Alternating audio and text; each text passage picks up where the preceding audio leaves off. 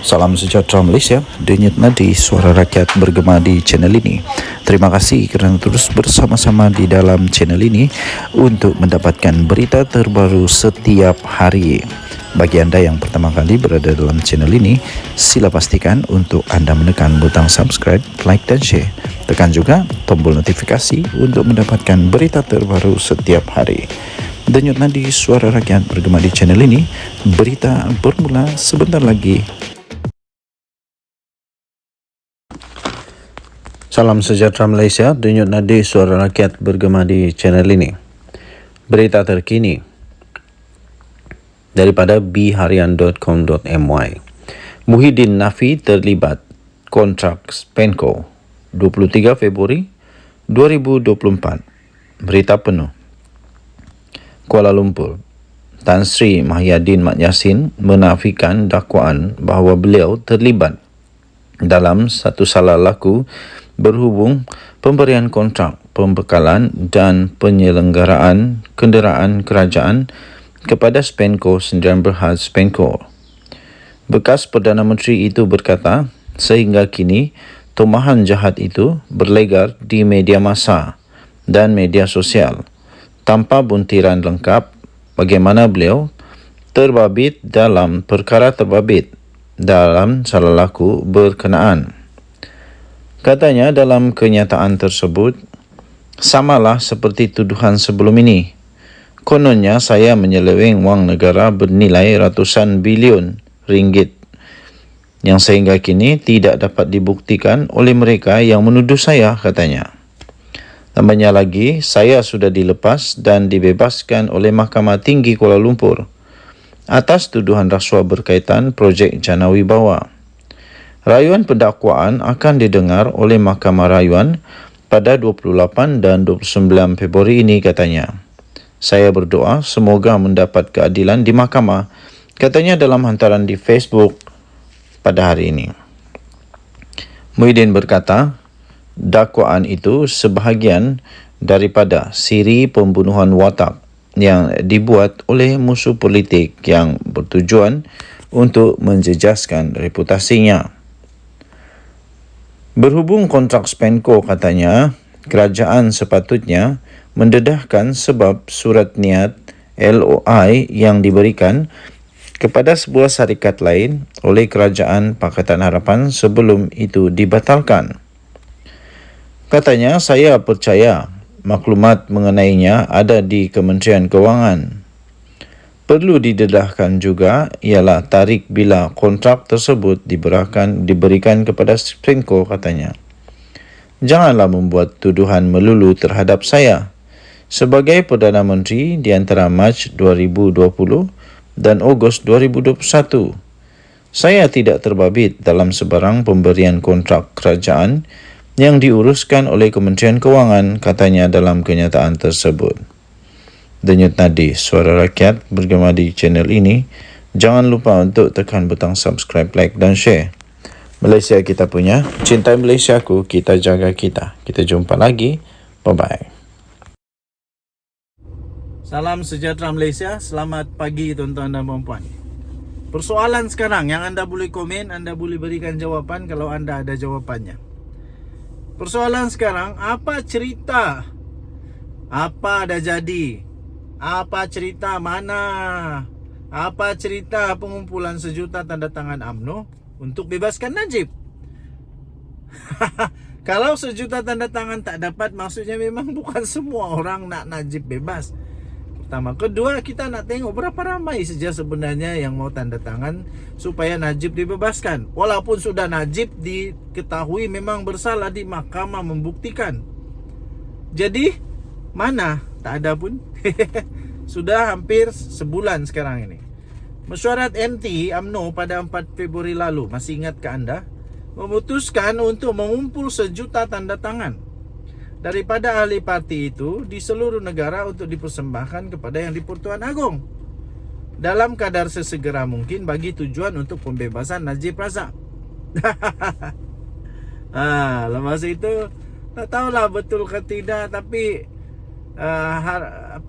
menjadi kebimbangan dan fokus kepada penganalisis, pemerhati politik ialah keabsahan, kesahihan tanda tangan itu.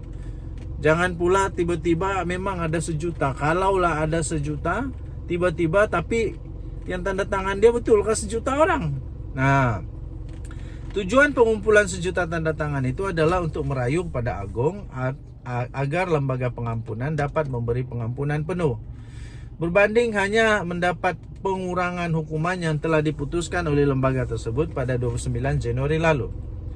Arahan awal kepada UMNO bahagian-bahagian ialah mereka dikehendaki mendapatkan tanda tangan daripada ahli di setiap cawangan di seluruh negara, yang mana tanda tangan itu perlu dikembalikan semula ke pejabat UMNO bahagian selewat-lewatnya 9 Februari 495 hari.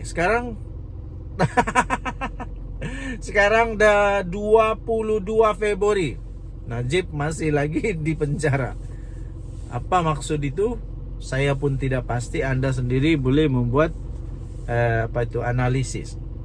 Selepas itu UMNO bahagian akan mengantar tanda tangan itu yang sudah dikumpul ke pejabat UMNO di Kuala Lumpur. Tapi hari ini sudah, bukan 20 hari bulan. Tulisan ini daripada sabudinhusin.com.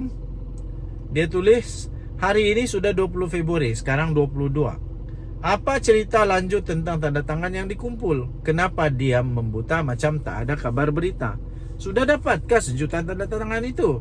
Kalau sudah cukup 1 juta tanda tangan yang dikumpul, kenapa tidak diumumkan dan bila lagi nak persembah pada Istana Negara?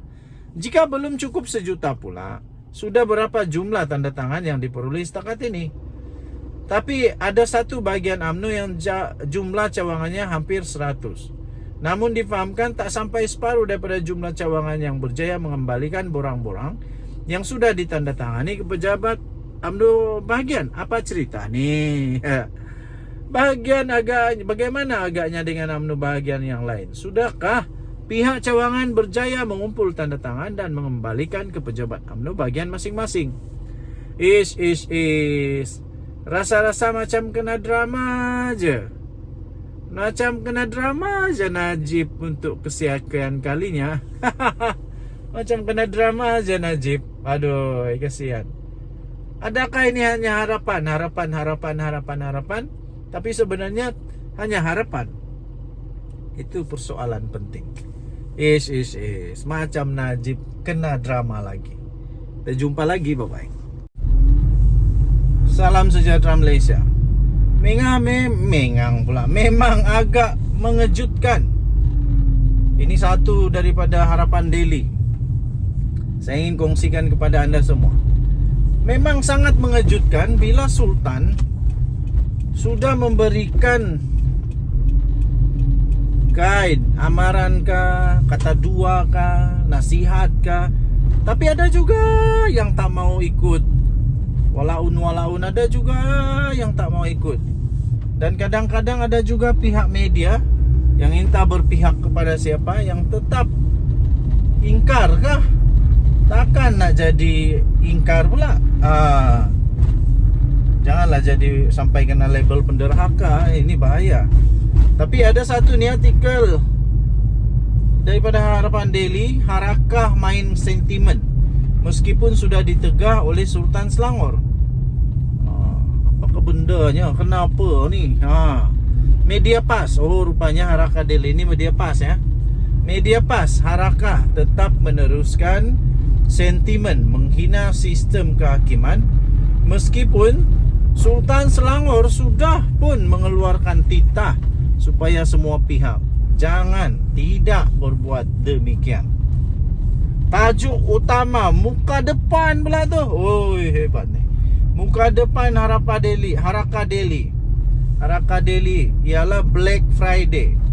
Black Friday merujuk kepada ulasan yang telah dibuat oleh Setiausaha Agung PAS, Datuk Taqiyuddin Hasan, yang juga adalah merupakan seorang peguam. Dia quote itu perkataan Black Friday. Lepas tu apa yang jadi? Semua pun terus pakai Black Friday. Termasuklah terutama sekarang ini Harakah lah. Harakah mengeluarkan muka depan pula. Dia tulis apa? Black Friday. Walaupun Sultan sudah tegah, Sultan sudah keluar titah supaya jangan permain sentimen itu.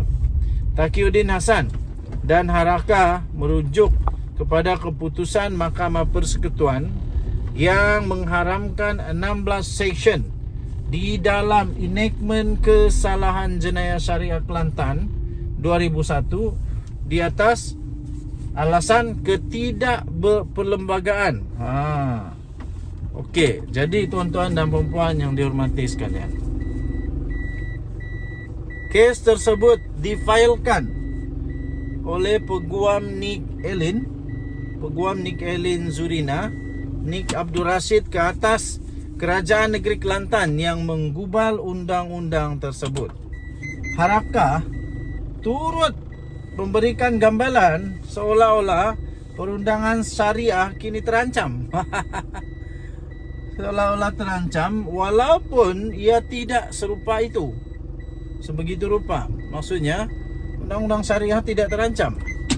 Dalam perkembangan berkaitan, Jawatan Kuasa Khas Mengkaji Bidang Tugas Mahkamah Syariah telah pun ditubuhkan di bawah Majlis Kebangsaan Hal Ehwal Agama Islam (AMKI) untuk mendalami kebolehan Dewan Undangan Negeri menggubal undang-undang di peringkat negeri. Dan MKI ini diketuai oleh Sultan Selangor sendiri. Maksudnya Baginda sudah memberikan harapan dan ialah menghalang supaya orang tidak membuat sebarang sentimen berkenaan perkara itu. Tapi apa yang terjadi tetap juga dikeluarkan di Harakah. Tidak tahu apa tujuan dia. Nanti kita tengoklah apa komen seterusnya. Kita jumpa lagi. Bye bye.